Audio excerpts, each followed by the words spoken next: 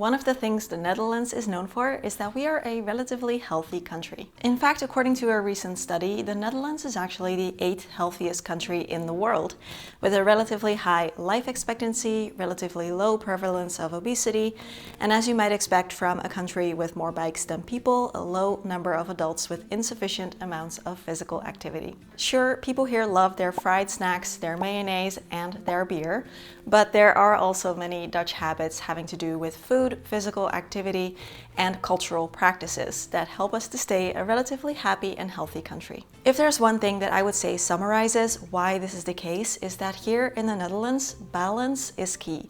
And balance is reflected in every part of Dutch life. Work, food, exercise, social life, relaxation, free time, and just overall daily habits. So today I want to share with you 15 no-cost healthy Dutch habits that can transform your life. And today's video is sponsored by Skillshare, and I'll chat more about them later. For now, feel free to grab something nice to drink for yourself if you want, and let's talk about it. The first Dutch habit is called uitwaaien. We love to go uitwaaien for mental and physical health. Uitwaaien refers to the practice of going outside, especially to a windy open area, to clear your mind, get some fresh air, and de-stress. It literally means to blow out, and it is a deeply ingrained cultural activity here. For example, we love to go to our beaches in the summertime, but we go year-round because the other seasons of the year, the beach is the perfect place to get out in the wind and blow away the cobwebs. Uitwaaien for us is a way to refresh and reset. So after maybe a long day at work or in the weekend, we like to take a walk along the coast or through the countryside or a park to relieve stress. And we are a flat country with a lot of wind, so given our natural landscape with the wide open spaces, it's also a way for us to immerse ourselves in nature. The act of being in a natural setting, especially when it's windy, can help to clear the mental fog and relax our body and soul. And while uitwaaien is mostly about mental refreshment, it does involve physical activity as well, because we are getting our body moving. So uitwaaien is a simple and effective way to increase your well-being, and it's also tied to the Dutch appreciation for spending time in nature and outdoor activities. The next thing I want to talk about is simple home cooking. Now, the Dutch may not have the most sophisticated cuisine in the world, but its simplicity is a key factor to our healthy eating. Let me explain. So we do enjoy food and cooking here, but our meals are typically more straightforward and you could say more functional. So a very simple pasta, a very simple stir fry, focusing on including some kind of vegetable, some kind of slow carbohydrate, protein, fiber, making them both filling and pretty balanced. A classic example of this is stampot, where you cook potatoes and vegetables in the same pot and you mash them together, for example with kale, boerenkoolstampot, or with carrots and onions, hutspot. We eat this with a protein source, in my case a plant-based protein source like smoky tofu. It's a super simple, satisfying dish that is packed with nutrients and relatively low in calories. This simplicity extends to our breakfast and lunch as well, with options like muesli, oats, crackers, bread, which in the Netherlands bread is usually brown or whole grain, very fiber rich and low in additives and sugar. Which is why Dutch people freeze their bread, because if you keep it out of the freezer, it goes stale really fast because there are no additives to keep it fresh. So we freeze it to keep the bread fresh. While our meals are not exactly gourmet, and maybe on their own they're not like the epitome of a healthy meal, but because they are so simple, they are very easy to prepare and maintain, helping us to avoid most of the time the temptation of unhealthier options like takeout or ready-made meals. If home cooking often feels overwhelming for you, or you're not ready to deal with all the complicated looking meal prepping, then you may want to try and simplify your meals like the Dutch, just focusing on something quick, easy, and relatively healthy with vegetables, slow carbs, fiber, and protein. Number 3, frisse lucht. We Dutchies have an obsession with frisse lucht, fresh air, which means that we are always opening up windows, and we also enjoy sleeping with a window open in the bedroom, even during the winter. Something we really value is ventilation and clean air, making sure our home is well ventilated and there is airflow by opening up windows. Of course, in the summertime, we will be opening up more windows and for longer, but even in the wintertime, we will often be opening up windows here and there for a little bit. We believe that frisse lucht is healthy and that letting in the fresh air not only helps circulate the air in our home, control humidity levels, making things feel fresher and less stuffy and stale, but also promotes better sleep and mental clarity. So when I come home after getting groceries or an outdoor activity or whatever, first thing I do is opening up windows and letting in the fresh air. And we also always leave at least one window open a crack when we go to sleep at night. A healthier home leads to a healthier life. Most people here eat lunch around noon or 1 p.m. and then we eat dinner at around 6 p.m. So this leaves a window of several hours in between our meals. So we are used to eating a small snack around 4 p.m. to stay energized and make sure we don't get too hungry at dinner time. And this can be some fruit, a little cracker, some trail mix, or even a small sandwich. If you're really super hungry by the time dinner comes around, it can be more difficult to make healthy and mindful choices. You're more likely to overeat or give into quick, convenient food options or takeout that may not be the healthiest. So by eating a small, balanced snack in the afternoon, you're keeping your energy up and preventing overeating and setting yourself up to make more thoughtful, nutritious decisions when it's time to eat dinner. And of course, people are not perfect here, so sometimes that afternoon snack will be something not so perfect, like a bag of chips or a cookie or like a chocolate bar or something, which is fine too. As I said before, most people here eat dinner at around 5:30, 6-ish, and it is typical for us to make sure that everyone is home during that time so we can all eat dinner together at the dinner table. And of course, this habit does vary across families, and that goes for all the things I'm sharing here. Not every Dutch person is going to do things the way that I'm talking about now. We're all different. I probably should have said that earlier in the video, but this is like a typical thing. A survey done in 2019 showed that 75% of Dutch people eat their evening meals at the dinner table. Everyone is home during dinner time and eats together, unless there is an exception. By sitting down and eating together, no screens, no TV, no phones, we are taking our time and enjoying our meal and also giving our body time to properly digest the food. You're also eating more slowly and mindfully, so you're more aware of your body's cues when it comes to hunger and fullness. It can also help kids to try out more vegetables because they're seeing the other family members eat them as well. And it can help kids to adopt healthier eating habits as adults as well, because they associate dinner time with family bonding, nutrition, enjoyment. But probably most importantly, sitting down to enjoy your meal together, here it is a social thing. It promotes bonding and connectivity. It allows us to unwind a little and share about our day. My boyfriend and I always sit down to eat together at the dinner table, and if he is home during the day, we will do that for lunch too. Number 6, coffees instead of lattes. The Dutch drink a lot of coffee, consistently ranking among the top coffee drinking nations in the world. I found that in 2020 we drank about 4 cups of coffee per person per day on average. Personally, I only drink 1 cup of coffee per day. I mostly drink tea, and of course there are more people like me. But overall, we love a cup of joe. The thing is though, the Dutch don't really drink those super sweet specialty coffees that you might see in other places in the world. So we drink our coffee mostly black or with a small amount of sugar, milk, cream. Some people put a sweetener, but overall our coffee drinks are really super simple. And when you compare a standard Dutch cup of coffee with something like a white chocolate mocha thingy from Starbucks, which has around 270 calories and 45 grams of sugar, it's a big difference, especially when you drink coffee daily.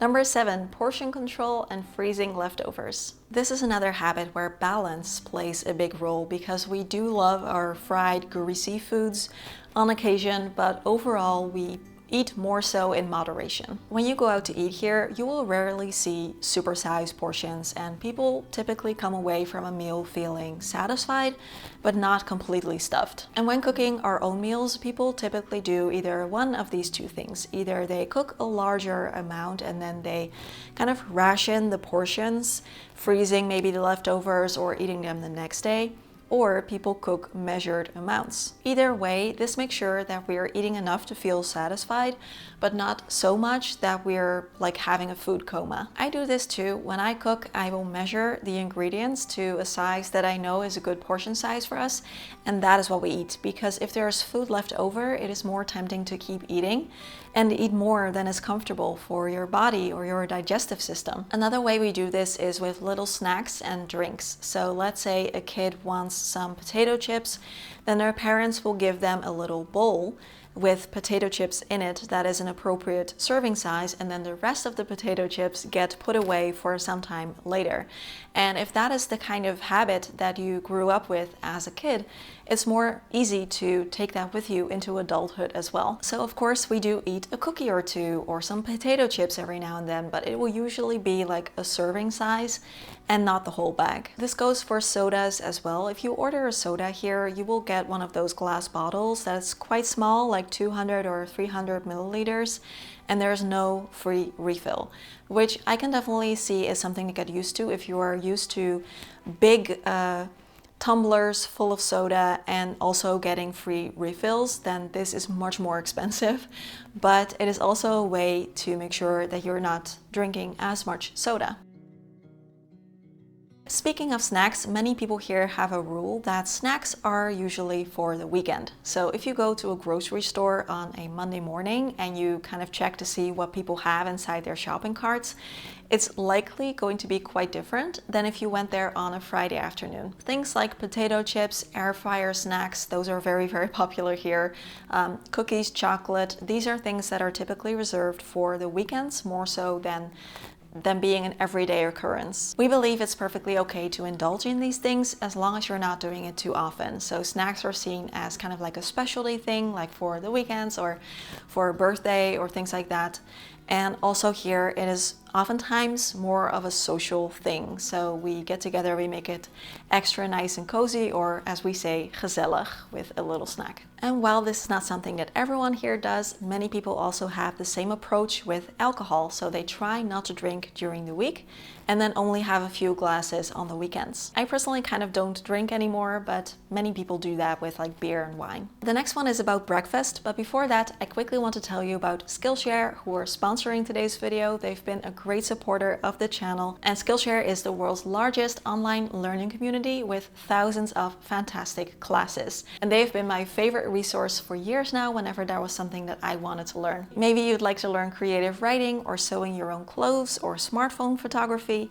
You could learn to sing, play an instrument, creative journaling, upcycling furniture, cooking, or starting your own creative business, or learn how to code. Since I've been on Skillshare, I've learned so many things. Videography skills for my work, digital design for my ebook, I learned about thumbnail design in Canva, and so much more. Maybe you'd finally like to learn how to draw, then you could take Mimi Chow's class called Drawing Foundations.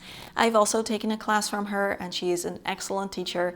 In this one, she teaches you the most important foundations to set you up for your own creative journey. And you can even give Skillshare a try for free, because the first 500 people to click my link in the description box can get a 1-month free trial. You can try as many classes as you like for a whole month to see how you like it, and if you cancel within your trial, then you won't be charged. So huge thank you to Skillshare for sponsoring today's video, for being a supporter of the channel, and let's get back to the Dutch healthy habits. Number 9, taking time for breakfast at home. We also like to take the time to eat a very simple and quick breakfast with a cup of coffee or tea at home before we leave for work. And again, this will probably not be true for every Dutch person, and you will sometimes see someone eating their breakfast on a train, but overall this is what we're used to. And Dutch people believe that eating a balanced breakfast is the best way to wake up the body and our metabolism. It gets the engine running, so to speak. It also prevents energy crashes later in the day. But also it's because we like to start off the day a little bit more slowly instead of immediately rushing out the door and being on the go. So it's this little routine that we have that prioritizes well-being and starting the day off in a more positive and relaxed way. Number 10, actively trying to avoid work stress. Overall, of course, people here have work stress and we also have burnout here. But overall, work is seen as something that shouldn't cause us stress. So if someone is experiencing repeated work stress, it is seen as something not good, and it is usually okay to talk about that with your manager or your coworkers and try and do something about it. Dutch people do think that their work is important, but we work to live, we don't live to work. So work is seen as a part of our life and a part of our identity, but not the biggest part of it. It doesn't take over everything. And when we do have a workload that's too high or things are stressing us out, we talk about it and we actively try to make improvements. So instead of celebrating busyness as a good thing, here we value work-life balance and being relaxed at work. Another thing we try to do is eat regularly. So there is a regularity, a rhythm to our meals. And we also try not to skip meals. Regularly is another one of those words that's super difficult for me to pronounce. Regularly. One thing I learned when I was studying to be a dietitian is just how important it is to eat regular meals and not to skip any. Because if you eat regularly, it is much easier to make healthier choices and keep your body in a state of not too full, not too hungry. So I myself typically have this rhythm. I will eat breakfast and then a small snack in the morning. I will eat lunch and then a small snack in the afternoon. And then I'll eat dinner and a small snack in the evening. This consistent rhythm of a meal and a small balanced snack in between helps to keep my body in balance, reduce cravings, and regulate my blood sugar. And being too busy to eat is really not a common thing here. Social relationships are really important and it is not an afterthought. We actually plan to make sure that we're spending time with our friends and family. Socializing is such an important part of our life, and in fact the word gezellig, which is one of the most important words in the Dutch language, comes from the word gezel, companion.